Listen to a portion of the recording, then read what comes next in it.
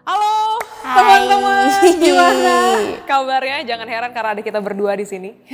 Minggu ini minggu berbeda ya. Ya. Karena nggak akan sendiri lagi sharingnya, tapi kita mau collapse gimana nih cerita dari Glenis, dari Maria, dan juga kedepannya bakal ada beberapa orang yang akan sharing. Ya.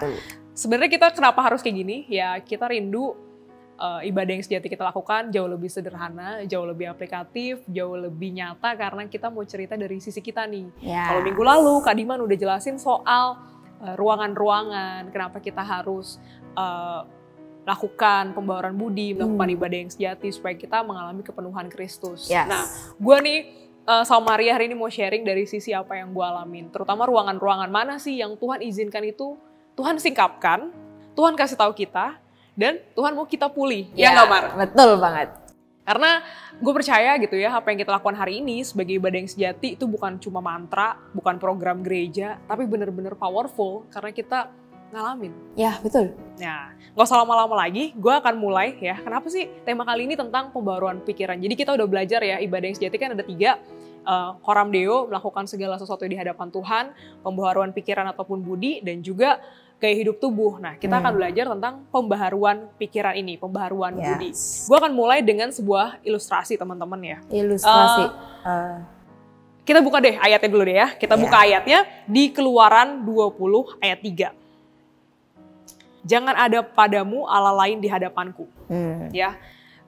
Ini sih yang buat gue jadi kayak ngeh betul kenapa kita harus coram deo. Sebenarnya Tuhan gak pengen ada hal lain selain kita dan Tuhan. Asik. Wah, so sweet banget gak sih? So sweet Kalau banget kita sih. candlelight dinner sama orang yang kita sayang kan kayak gitu ya, sama keluarga kita, kayak kita bisa berpandang-pandangan gitu. Dan gue diteguhkan lagi dengan ayat yang berikutnya, yaitu Bilangan 6 ayat 2, Bilangan 6 ayat 25 sampai 26. Tuhan menyinari engkau dengan wajahnya dan memberi engkau kasih karunia. Tuhan menghadapkan wajahnya kepadamu dan memberikan engkau damai sejahtera. Wah, ini kan doa berkat yang sering kita dengar nih. Nah, ini sebenarnya jadi alasan sih, alasan kuat kenapa gue mau merendahkan hati gue untuk mengalami pembaharuan pikiran. Karena tanpa kerendahan hati, gue rasa ini tambah bikin manusia jadi stres. Ya, memang kerendahan hati adalah kunci perubahan hidup. Iya. Nah, gue akan mulai dengan gini. Karena Tuhan bilang gini, di ayat yang ke-25, Tuhan menyinari engkau dengan wajahnya. Gue akan nyalakan flash. Ya, lihat ya, flash. Ya marah. Ini kita nih manusia. Ya, Tuhan tuh rindu. Nih Tuhan, nih manusia nih menyinari wajahnya kita. Tapi seringkali kita tuh terhambat kayak gini. Ada hambatan-hambatan. Ada hal-hal yang membuat cahaya sinar Tuhan nggak fokus. Ataupun kita jadi sering nggak ngelihat Tuhan karena kita terbatas. Obstacle-obstacle-nya banyak. Entah itu obstacle-nya tinggi, ini ya, jauh. Ya kan? Ini kan makin jauh nih cahayanya nih. Gitu, ada apa tuh? Berlapis-lapis iya, lah ya. Kalau satu mungkin itu bisa diselesaikan. Ya, tapi kalau banyak, nah, mungkin perlu waktu. Nah, ya perlu kerendahan hatian untuk kita belajar apa sih sisi mana sih yang kita perlu tahu ya, kita mengenal hati kita. Pembaharuan budi itu buat kita jadi lebih peka. Bukan hanya peka tentang apa yang Tuhan mau, tapi hati gue tuh lagi kenapa sih? Gue kesel tuh kenapa? Gue trauma tuh kenapa? Gue takut gagal, gue sampai stres. Kenapa? Ya. Karena segala sesuatu di dunia ini tidak mungkin terjadi begitu saja. Ya, betul sekali. Pasti ada penyebab-penyebabnya. Ya. Tuhan rindu buat kita ngalamin kepenuhan Kristus, di mana kita bisa berpandang-pandangan sama Tuhan. Tuhan bisa menyinari wajah kita, ya. Tuhan menyinari kita dengan sinar daripada Tuhan, gitu ya. Dan hal yang gue ngeh betul setelah gue melakukan praktek coram deo secara bersama-sama, ibadah yang sejati ini ya Mar, bahwa kita tuh makhluk penyembah. Ya. Kalau nggak nyembah Tuhan, pasti nyembah yang lain. Iya, cuman ada 2. Ya kalau Tuhan, yang lain berhala, ya. Banyak berhala. Hari-hari ini apa sih Mar buat kalau teman-teman di usia kamu nih? Berhala, mungkin bisa games, mungkin bisa temen juga, atau mungkin juga pacar. Apa lagi? Bisa novel, K-pop, handphone, Netflix. Ya, apalagi sekarang lagi makin banyak pilihan, makin banyak film, pilihan ya. Nggak ke bioskop, tenang Kak, tenang Ci, kita masih bisa nonton Netflix karena murah gitu kan. Iya. Sebenarnya kita perlu nih mulai melakukan screening di diri kita, itu jadi penghambat nggak sih buat kita berhadapan-hadapan sama Tuhan? Karena Tuhan jelas ngomong di Keluaran 20 ayat 3 di hukum Taurat, 10 hukum Taurat itu salah satunya adalah Tuhan bilang, jangan ada padamu Allah lain di hadapanku. Wow, Tuhan gak mau ada sesuatu apapun di antara kita dan Tuhan. Ya. Nah, sama-sama nih teman-teman, kita mau cek hati kita. Karena gini, kalau kita nggak nyembah Tuhan, pasti kita nyembah yang lain. Kalau kita nggak nyembah Tuhan, kita mungkin nyembah handphone kita, Netflix kita, musik-musik Spotify kita, di YouTube kita, atau buku-buku yang kesannya bagus kok, nggak jahat-jahat banget kok Kak, bagus pengembangan diri gitu kan, tapi itu nggak sesuai dengan firman Tuhan, jangan-jangan, itu malah mencelakakan kita, membangun pola hidup kita yang tidak seperti firman Tuhan, ya. Dan gue percaya gini teman-teman, gue menemukan bahwa apa yang terjadi di diri kita hari ini bukan hanya terjadi begitu saja. Itu semua diawal dari pikiran, hati, dan perbuatan. Pikiran, hati, dan perbuatan. Itu dimulai dari apa? Apa yang kita konsumsi, hari-hari yang kita habiskan.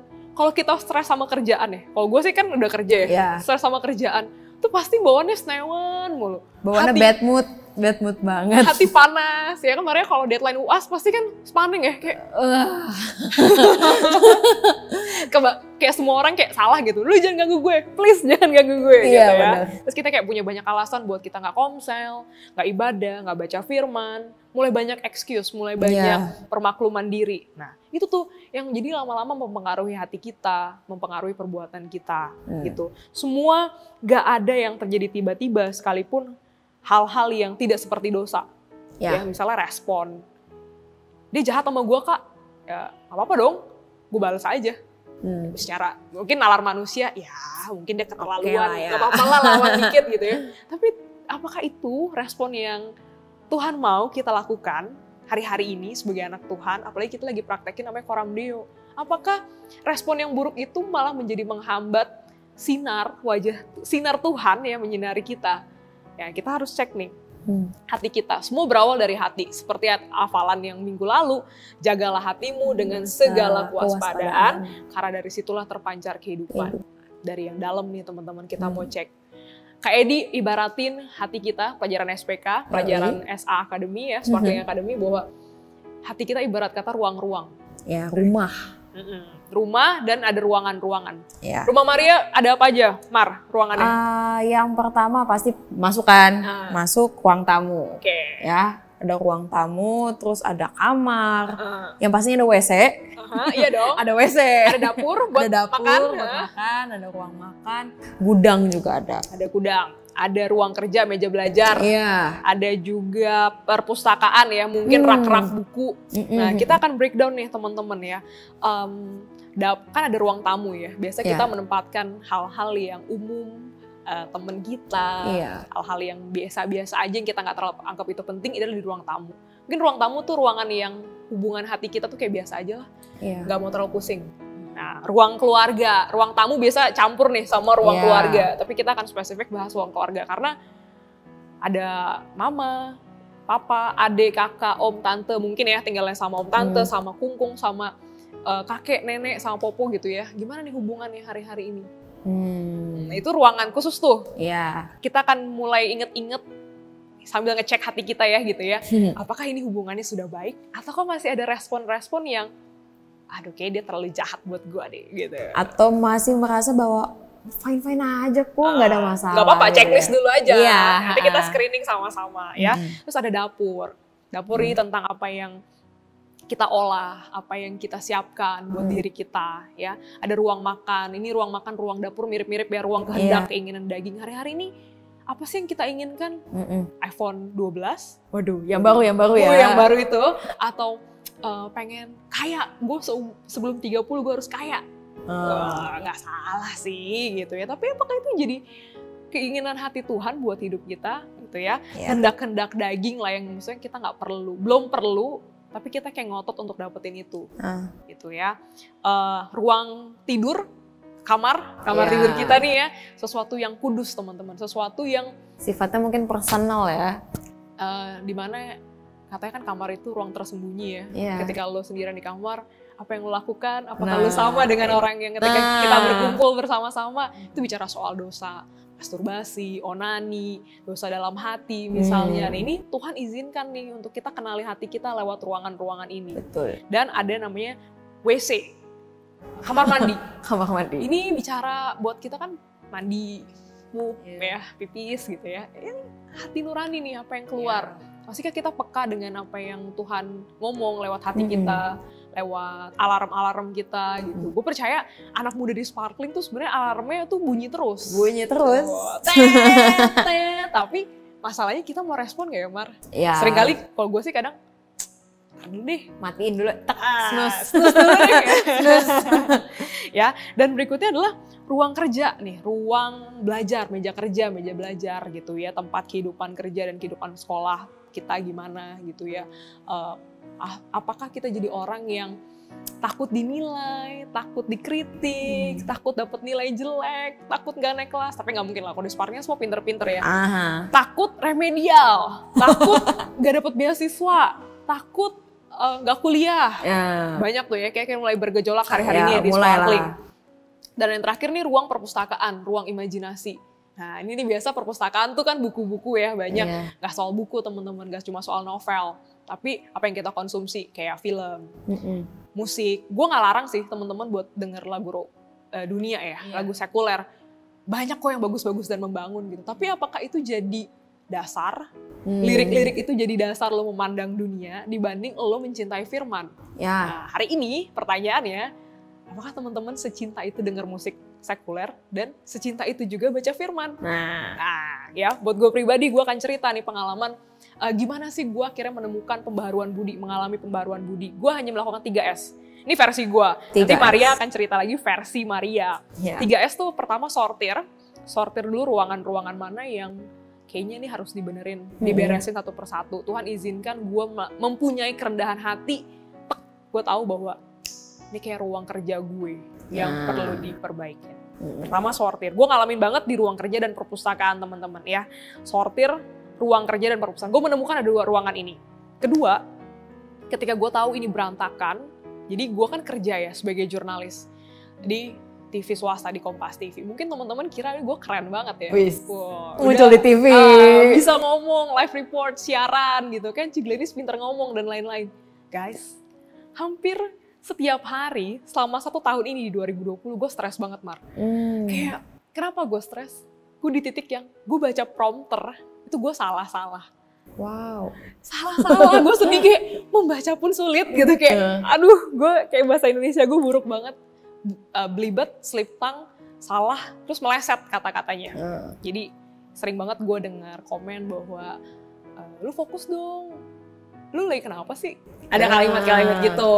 Ayo lebih fokus, bacanya pelan-pelan gitu. Kalau nggak ngerti nanya ya. Sebenarnya kalimatnya biasa aja. Tapi karena gue menaruh pride di dalam itu, karena gue takut gagal, takut dikritik, gue jadi nggak biasa-biasa aja ya. Maksudnya kita udah tahu ya mentalnya kalau kan kita belajar ya kalau lu gagal ya nggak apa-apa, coba lagi gitu. Tapi itu sulit banget gue lakukan teman-teman. Karena tanpa sadar, gue jadi orang yang takut gagal, takut dinilai, takut dikritik. Bener-bener gue jadi orang yang sangat lemah. Ketika ada kritik, gue tahu gue harus bangkit, tapi lama banget, Mar. Kayak butuh 2 minggu. Mungkin itu fasenya, tapi gue ngerasa sangat lambat buat gue merespon hal ini yang menurut gue itu sepele.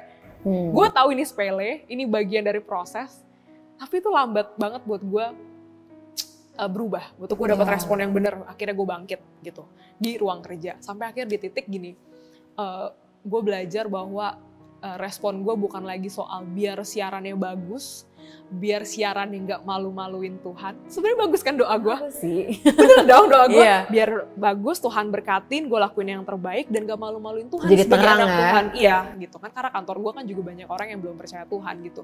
Dan nyatanya tetap salah, tetap gak ada perubahan, malah makin down. Gue makin sedih ya, di titik yang gue latihan, gue sampai ngerasa gue latihan, tapi latihan gue tuh gak ada hasil, Mar. Gue tertekan, gue disini kayak, terus gue harus gimana? Lu bilang gue harus latihan, luangin waktu. Gue siapin waktu 15 menit setiap hari untuk baca berita. Ketika gue siaran tetap salah. Gue siapin untuk tidur lebih awal, tetap hanya siaran ngaco-ngaco, salah-salah bacanya. Jadi grogi, jadi kaku, jelek banget siarannya. Sebel gue juga ngeliatnya kalau gue review ya teman-teman. Bayangin selama setahun ini gue ngalamin hal itu. Tapi di titik gue akan, Tuhan izinkan gue ngalamin toeng ini, gue ngalamin pembaharuan budi bahwa jangan orang karena kebijaksanaannya dia bermegah, kekayaannya dia bermegah, karena kebijaksanaan, kekayaan, dan kekuatannya bermegah. Tapi bermegahlah karena lu mengenal Tuhan, mengetahui apa yang Tuhan mau dalam hidup lu. Di situ gue langsung kayak malu banget. Mungkinkah gue cukup ngerasa bijaksana? Mungkinkah gue ngerasa cukup kuat? Gue berpegang pada pengalaman gue sebelumnya, sehingga gue kayak mau hadepin fase ini dengan versi yang ya gampang lah gitu kan, udah ada pengalaman, Tuhan pasti belain kok gitu. Enggak. Ternyata gue harus merendahkan hati gue datang sama Tuhan, gue berdoa dan menangis bahwa sangat cengeng sih, ini sangat tangisan air mata nggak keluar, nggak berhenti ya. Karena merendahkan hati itu sulit banget. Akhirnya kita menyadari bahwa kita harus switch versi kita dengan versinya Tuhan. Gue bilang, itu ayat yang gue pegang di Yeremia 9 ayat 23-24, bahwa jangan karena kebijaksanaan, kekuatan, dan kekayaan orang bermegah, tapi karena lu bermegah karena lu mengenal Tuhan, tahu kehendak Tuhan. Gue bilang, Tuhan, gue bukan lagi pikir gimana gue siaran bagus, tapi gue cuma rindu kenal Tuhan lewat proses ini. Gue rindu gue berjumpa pribadi sama Tuhan, gue rindu berpandang-pandangan sama Tuhan, dan gak ada Allah lain di hadapan gue dan Tuhan. Dan gue merilis itu. Setiap kali gue berdoa Coram Deo, kan kita berdoa ya, Coram Deo. Gue meletakkan pikiran, perasaan, perbuatan gue, kehendak gue di bawah kaki salibnya Tuhan, dan biar itu boleh jadi biar Tuhan aja deh yang berkuasa buat hidup gue hari ini. Setiap pagi gue bilang itu teman-teman, dan gue akhirnya merilis bahwa bukan soal siaran gue bagus, tapi gue mau mengenal Tuhan. Hasilnya gimana, Mar? Tetap salah kok. Kayak langsung breakdown-nya. Gak ada guys. Jatuhnya. Dan akhirnya gue, walaupun tetap salah, gue tetap berdoa yang sama, gue tetap minta, gue tetap haus, dan akhirnya gue di titik yang gue share ke temen penemanan gue. Kan gue punya penemanannya ada Tere dan Vanda. Gue selalu bilang, guys tolong doain gue buat kerjaan, gue bener-bener tertekan. Bayangin kerja kok tertekan ya gitu. Walaupun lo dapet gaji tapi lo tertekan, dan orang bilang kayak, Glenis kayak cukup keren kok untuk hal itu, lu cukup mampu, tapi lu gak tau kan hati gue kayak gitu. Kayak menangis-nangis ya. Ya, jadi ada sortir, ada switch ya, karena gue dapetin firmannya ya di Yeremia 9 ayat 23, dan gue share ke teman di penemanan gue, dan gue ngerasa bahwa wow, gue dapet kekuatan baru. Tau gak sih Mar, tiap kali Civanda, Tere doain gue setiap minggu baru ya kan, karena kan kita konkolnya di weekend, itu pasti ada grace yang baru, ada anugerah yang baru. Kayak minggu ini nih, 2 minggu ini gue udah ngalamin, gue lebih relax, lebih relax siaran, baca udah kurang salah tapi minor lah gitu, nggak banyak kayak waktu itu. Dan gue bersyukur banget ketika gue salah baca, gue nggak ditegur sama user gue. Sedangkan partner gue yang salah baca hari itu, yang biasanya lancar-lancar aja, terus ditegur. Terus gue di situ gue amazed, gue percaya bahwa Tuhan lagi belain gue, dan Tuhan izinkan menyingkapkan hal ini dan supaya gue pulih. Karena motivasinya bukan lagi soal biar gak malu-maluin Tuhan karena lu anak Tuhan, bukan. Karena gue rindu gue mengenal Tuhan lewat apa yang gue kerjakan. Jadi gue bener-bener kayak belajar bahwa sortir hati gue. Ini mungkin baru satu ruang kerja. Ya, perpustakaan juga nih ya. Kayak gue harus sortir apa yang penting, apa yang gak penting. Gue melatih diri gue gak banyak nonton Netflix, gue gak banyak nonton YouTube, belajar kayak lebih banyak baca firman, baca buku, train myself untuk kayak banyak baca dibanding habisin waktu untuk hal-hal yang gak berguna banget gitu ya. Mungkin nonton film itu biar relax, tapi gue tahu batasannya gitu. Jadi gue membatasi konsumsi gue. Gue tahu kalau gue banyak konsumsi di luar dari firman Tuhan, gue akan terkontaminasi karena gue sangat rentan, sangat terbatas gitu. Gue akan lebih seneng gue memperkaya diri gue dengan firman Tuhan gitu. Jadi teman-teman, 3S, sortir ruangan mana aja yang berantakan, yang Tuhan izinkan buat. Kayaknya kita mulai dari sini deh gitu. Terus switch ya, ganti pemikiran lama kita dengan apa kata firman. Karena Tuhan sayang banget sama kita. Tuhan udah siapin firman, begitu rupa, begitu indah, dan mulia banget nih kalau teman-teman baca ya. Itu akan teman-teman akan ngalamin kekayaan firman Tuhan. Dan gak sendirian, lakuin bersama kompak teman-teman, komsel teman-teman, dan teman-teman akan ngerasain gimana powerfulnya. Guys, gue cuma bilang, iblis nyerang kita bukan dengan sesuatu yang nampak ya, bukan kayak tiba-tiba dia hantam kita pakai botol minum, enggak. Dia muncul dengan tipu daya, ya. Dia datang, itu pencuri datang hanya untuk membunuh, dan juga membinasakan, tapi Tuhan datang untuk memberikan hidup yang berkelimpahan. Yes. Kalian mau pilih mana? Ikut Tuhan atau iblis? Membiarkan diri kalian dicuri, sukacita damai sejahtera kalian dicuri, atau ya udah kita merendahkan diri, connect sama Tuhan, dan kita mau praktekin ini gitu sama-sama. Nah kalau itu kan dari sisi gue nih ya, ada dua ya, ruang kerja dan ruang perpustakaan yang gue alamin banget untuk mengalami pembaruan budi dan gue mensortir, switch, dan share gitu. Nah kalau dari Maria sendiri, ada nggak ruangan-ruangan yang spesifik nih Maria alamin sebagai anak muda di tengah dunia yang kejam ini? Dunia yang kejam, oke. Oke, hai semuanya. Jadi kalau saya ditanya tadi spesifik ya ruangannya ya, iya aku ngalamin banget. Terutama di ruang gudang ya. Wow, jadi kalau ruang gudang itu sebenarnya identik sama hal-hal yang kita simpan kan ya. Yang sebenarnya nggak tahu itu guna atau enggak, pokoknya kita simpan dulu di gudang. Nah, biasanya nih diartiin itu sebagai alam bawah sadar kita. Ya, alam bawah sadar itu kan masa hal yang tanpa kita sadar kita simpan ternyata. Dan aku temuin bahwa nyata memang itu juga ruangan yang perlu kita harus cek gitu ya. Maksudnya apakah ada hal yang salah atau hal yang kita mesti perbaiki gitu bersama dengan Tuhan. Nah tapi aku mau ngomongin dulu nih. Tadi bilangnya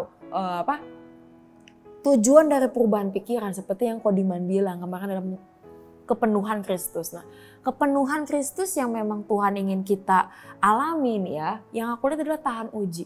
Ya, karena sebagai anak Tuhan kita tuh mau dibikin jadi orang yang bisa tough gitu loh, yang bisa benar-benar ya kayak tadi ya kan dunia kejam gitu ya. Dan bagaimana Tuhan mentrain setiap kita anak-anaknya untuk kita bisa tahan uji. Nah, untuk kita bisa tahan uji tentu ada satu hal yang perlu kita ubah, makanya penting banget tuh yang tadi perubahan pikiran. Nah, untuk kita bisa tahu atau kita mesti step awal nih untuk kita melakukan perubahan pikiran, tentu kita tuh mesti sadar dulu bahwa setiap hal yang terjadi dalam hidupnya kita itu semua ada dalam kendalinya Tuhan. Karena kalau kita nggak percaya, kita masih ragu, kita nggak akan mau bisa lepasin hal-hal yang sebenarnya salah. Gitu ya, kita masih merasa ini benar Tuhan, apalagi kalau udah nyangkut tentang zona nyaman ya, zona itu nyaman. Udah susah banget dilepasin gitu. Makanya kita perlu sadar dulu bahwa memang hal yang terjadi dalam hidupnya kita itu semuanya atas kendali Tuhan dan memang Tuhan izinkan untuk membentuk iman kita menjadi iman yang dewasa. Ya, karena Tuhan bilang kalau misalnya imannya cuma baru makannya susu ya, gitu, makanannya lembut, kita nggak terlalu ngerti banyak kebenaran firman Tuhan, kehendak firman Tuhan. Tapi kalau kita dikasih makanan keras, kita akan dilatih untuk semakin peka. Panca indera kita akan semakin peka untuk kita tahu mana yang benar, mana yang jahat. Ya, makanya itu perlu untuk pembaruan pikiran. Nah, untuk kita bisa dibentuk nih iman dewasanya kita, ada bagian yang mesti kita lakukan sendiri. Ya, yang pertama adalah kita memiliki kesungguhan kita untuk taat. Kadang banyak orang tuh, masih ragu untuk kita tuh mau taat ya, karena apa? Ya tadi nyangkut di zona nyaman gitu ya. Karena memang namanya juga zona nyaman. Hal yang bikin kita enak gitu ya. Dan nama juga keluar artinya ada sesuatu hal yang gak enak yang memang Tuhan izinkan untuk kita harus keluar gitu ya. Nah, tapi kita masih memiliki kesungguhan untuk taat, dan yang kedua adalah kesabaran. Kesabaran itu berkaitan erat sama yang namanya kerendahan hati. Kita nggak bosan-bosan ya untuk kita ngulang bahwa kunci dari perubahan pikiran adalah kerendahan hati. Gitu ya, maksudnya kalau kita nggak rendah hati untuk kita diubah, kita nggak rendah hati untuk percaya sama Tuhan bahwa ini memang Tuhan izinkan untuk kita alami, kita nggak mungkin bisa gampang kok untuk taat, bisa gampang untuk kita bisa ngelepasin gitu loh, let it go. Apalagi ngomongin tentang ruang-ruang yang tadi itu kan maksud terpola maksudnya kan lama gitu, nggak terjadi tiba-tiba gitu loh. Rumah aja perlu dibangun dalam waktu yang cukup lama ya, apalagi hidup kita, ya nggak sih. Nah, Setelah itu kita perlu gantikan nanti tuh switch gitu ya. Nah, switch-nya itu dengan apa? Gitu ya. Kadang banyak orang bilang, gue mau nih perubahan pikiran. Tapi kadang masih bingung nih, caranya gimana berubah pikiran. Nah, berubah pikirannya gak ada cara lain. Selain 2. Firman Tuhan dan doa. Ya, baca firman Tuhan itu penting gitu ya. Kita nggak apalagi dari zaman dulu gitu ya. Kita sering bilang saat teduh itu penting, saat teduh itu penting. Memang penting karena saat teduh dan doa adalah satu-satunya cara untuk Tuhan ngomong sama kita. Kalau tadi Cigenis bilang Tuhan tuh pengen lo berhadapan langsung sama hidupnya kita. Ya artinya memang kita mesti sering-sering baca firman sama doa. Aku mau bahas yang firman dulu nih. Firman caranya gimana sih, cara langkah praktisnya nih ya. Setelah kita baca kadang kita suka lupa. Atau kadang kalau misalnya kita baca kita nggak ngerti gitu ya. Nah kalau misalnya kita ketemu nih ayat-ayat yang seperti itu kita bisa catat. Nah kita bisa hafalin.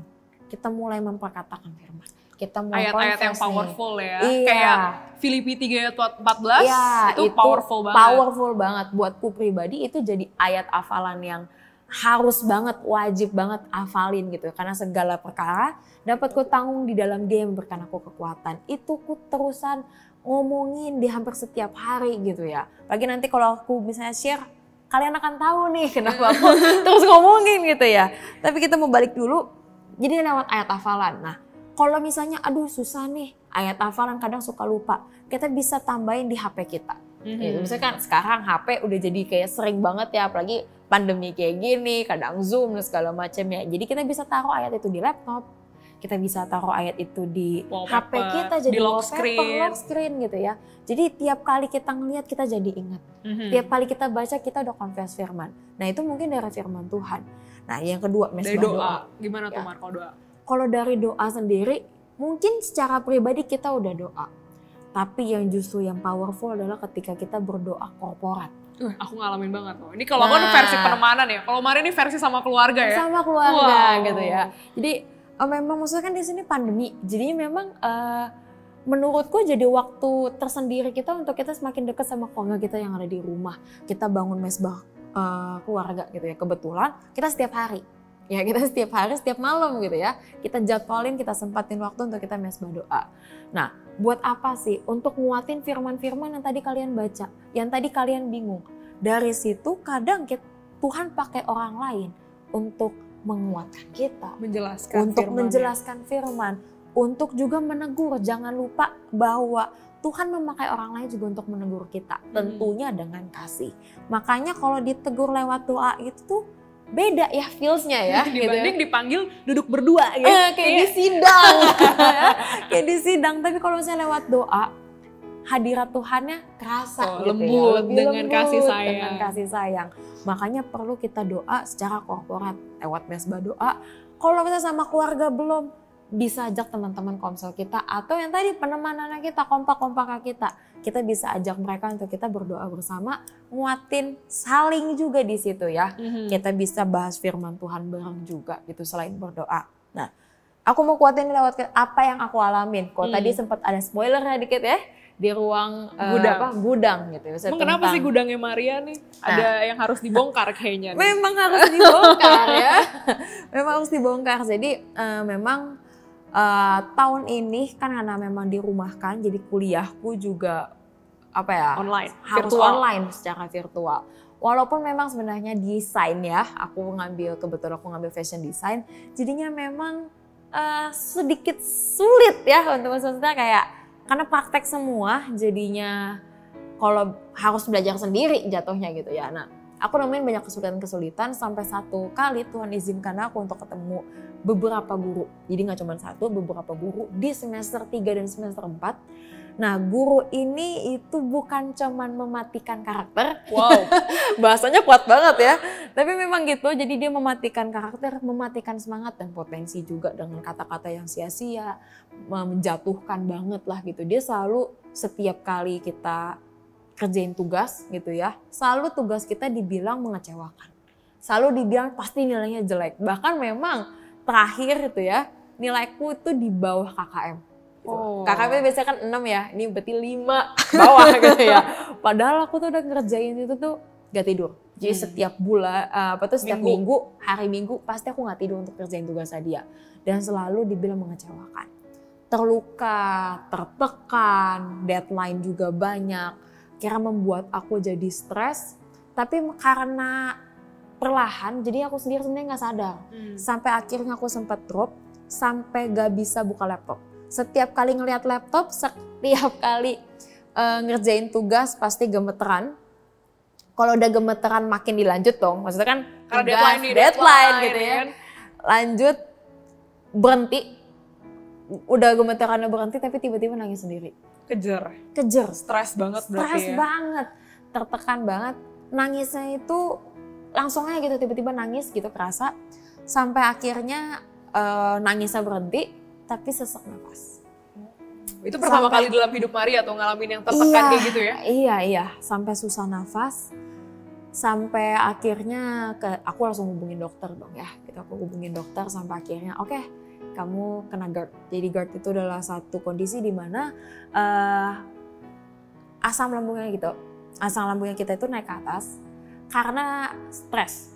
Jadi bisa dikatakan ini sebagai mental illness. Karena mental illness sendiri adalah penyakit yang kita rasakan secara fisik akibat stres, akibat tekanan, dan secara mental gitu ya. Dan aku sendiri anxiety problem gitu. Maksudnya kayak ketakutan berlebih, kekhawatiran berlebih. Karena gitu. mata kuliah ini, karena dosen ini.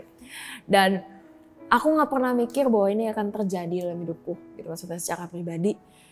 Apalagi maksudnya dengan label-label gitu, kayak lu kan anak Tuhan, anak pemimpin gitu. Baik-baik aja di hidup lu. Baik-baik banget gitu, lurus-lurus aja sampai bam gitu ya dapet diagnosa seperti ini. Dan puji Tuhan ya penyakit ini nggak bisa disembuhkan. Jadinya emang cuma ada 3 kemungkinan ya. Yang pertama membaik tapi nggak hilang. Yang kedua stuck, maksudnya nggak membaik, nggak memburuk, dan yang paling parah memburuk keadaannya.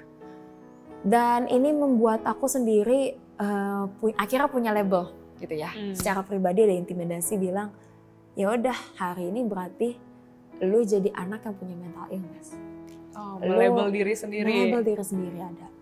Sampai akhirnya karena maksudnya kesehatan akhirnya makin menurun, gak bisa lanjut, akhirnya kita satu keluarga ngambil keputusan untuk ya udah deh kamu gak lulusin satu mata kuliah ini.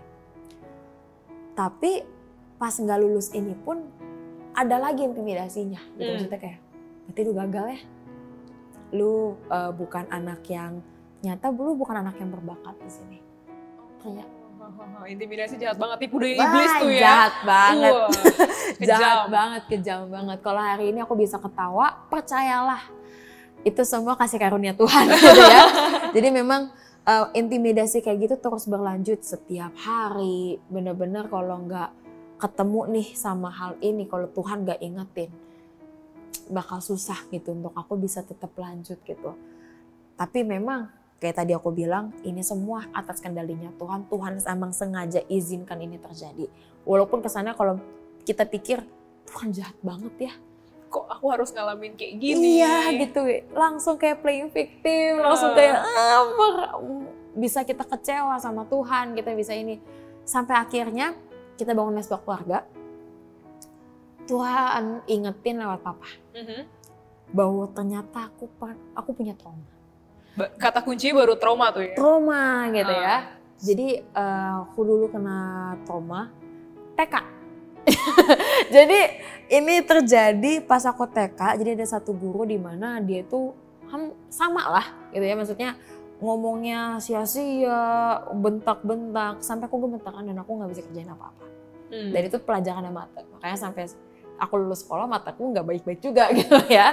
Tapi pas aku tahu ternyata itu trauma. Akhirnya di situ gamble-nya tuh. Di situ akhirnya kan muncul pilihan 2. Mau pilih yang mana? Mau let go atau enggak? Nikmatin ya? Nikmatin atau enggak? Akhirnya aku diajar sama Tuhan untuk aku taat, merendahkan hati untuk aku melepaskan trauma. Ngegerungan tentunya. Itu langsung, prosesnya langsung atau butuh beberapa hari lah untuk akhirnya finally gue mau merilis Tuhan, gue mau menyerahkan trauma ini, gue mau pulih, gue mau sembuh, dan gue percaya Tuhan pegang kendali buat semua ini gitu. Itu prosesnya namanya juga tadi kan aku bilang semester 3, semester 4. Jadi selama itu. Jadi berbulan-bulan, berhari-hari, berjam-jam untuk aku diingetin sama Tuhan hal yang sama. Tuhan dengan sabar, ayo Marletku. Bahkan aku disuruh untuk memberkati orang itu. Guru itu gitu loh. Lo disakitin gitu ya, lo suruh Tuhan untuk memberkati. Susah, butuh waktu juga, tapi akhirnya aku let go. Aku belajar untuk aku let go. Aku komit untuk doain, aku juga komit untuk melepaskan. Aku bilang sama Tuhan bahwa Tuhan, aku sembuh sama GERD ini, aku sembuh sama penyakit ini. Aku bukan orang yang mental illness, aku orang yang sembuh. Walaupun kita ngomong kesannya gampang ya, tapi pas lagi doa itu ada satu titik di mana aku nggak bisa ngomong satu kata itu. Aku nggak bisa ngomong kata-kata sembuh karena susah untuk percaya. Ya, tapi kembali lagi Tuhan ingetin untuk, ayo mau nggak kamu taat, mau nggak kamu untuk percaya bahwa ini semuanya atas kendalinya Tuhan. Akhirnya berjalan. Traumanya udah kelar kan, udah didoain, pelepasan lah. Bahkan tuh pelepasannya, biasanya kan pelepasan malam gitu ya. Ini pelepasan pagi-pagi, jam 8 pagi, prime time. Ya, jam 8 pagi. Sampai akhirnya aku dapat satu hikmat juga bahwa memang untuk kita mengalami perubahan pikiran, kadang memang di situ ada tahan ujinya. Dan ketika kita sudah mulai tahan uji, kita baru bisa melihat bahwa itu baik gitu loh. Bahwa itu memang satu hal yang Tuhan izinkan supaya untuk memulihkan kita, supaya kepenuhan Kristus yang tadi.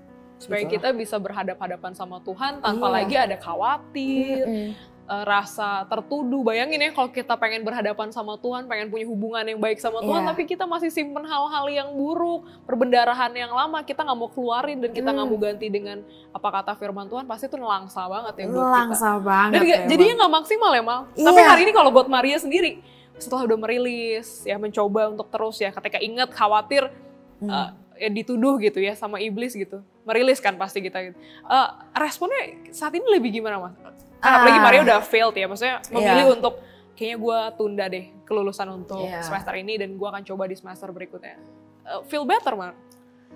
Tentu prosesnya itu jadi gini, traumanya udah kelar, tapi itu hanya menghapus 50%. Wow, masih ada 50% lagi. 50%-nya lagi itu apa? Itu pola. Pola yang terbentuk dari belasan tahun aku hidup. Gitu kan, itu TK. Berarti sekarang udah lepas SMA, udah sekarang kuliah. Itu pola terbentuk udah lama. Ya udah. Biasanya sukanya lari, sukanya kabur, sukanya menghindar terus. Ini pelan-pelan untuk kita hadapi pelan-pelan. Baby step sih memang ya, maksudnya nggak bisa langsung karena kan kelemahannya orang yang punya mental illness adalah dia lebih rentan stres dibanding yang lainnya. Gitu ya. Jadinya memang perlu diiniin gitu ya. Tapi memang mesti diisi sama firman, mesti diisi sama doa. Aku dapat jadi pas aku lagi saat teduh ada nih ayat yang menguatkan aku di Ibrani 6 ayat 10. Dia bilang begini, sebab Allah bukan tidak adil sehingga ia lupa akan pekerjaanmu dan kasihmu yang kamu tunjukkan terhadap namanya oleh pelayanan kamu kepada orang-orang kudus yang masih kamu lakukan sampai sekarang. Ini menguatkan aku dengan kalimat pertamanya. Sebab Allah bukan tidak adil. Bahwa misalnya gini, kita kadang sebagai anak-anak Tuhan, kita sudah pelayanan, yang udah kenal lama.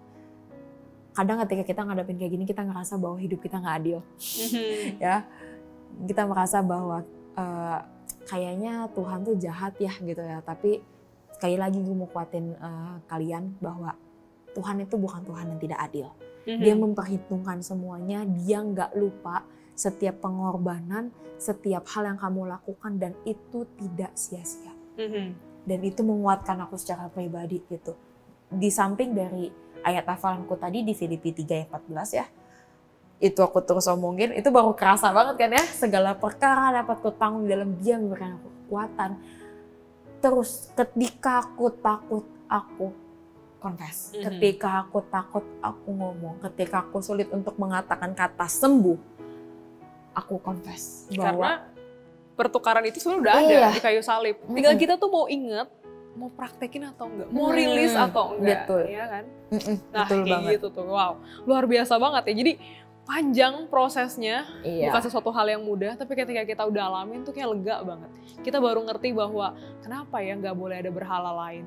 Kenapa Tuhan mau nyinarin wajahnya buat kita? Karena Tuhan begitu sayang sama Glenny, sama Maria, dan sama buat teman-teman juga yang ada di rumah. Ya, kira-kira kayak gitu ya Mar, kita rindu juga besok teman-teman yang lain boleh cerita, mungkin ada ruang-ruang yang mana kesaksian ya, di Komsel, dia hubungin GS-GS-nya, GA-GA-nya buat cerita, ada ruang-ruang mana sih yang Tuhan izinkan buat pulih dan Tuhan singkapkan.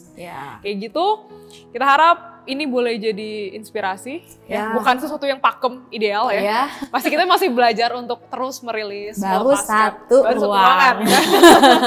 Nggak tahu nih besok kayak gimana lagi, tapi kita percaya bahwa Tuhan gak hanya bekerja buat kami berdua, tapi buat teman-teman juga. Kita tinggal perlu merendahkan hati, datang sama Tuhan, rendahkan hati buat izinkan Tuhan berbicara buat kita di masa muda ini.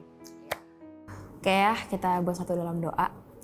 Tuhan, hari ini kami tahu Tuhan kebenaran firman-Mu Tuhan, bahwa kami hari ini kami mau percaya sepenuhnya sama Engkau, bahwa Engkau sendiri Tuhan yang mengizinkan banyak hal terjadi dalam hidup kami untuk menyingkapkan ruang-ruang mana aja yang perlu kami pulih bersama dengan Engkau.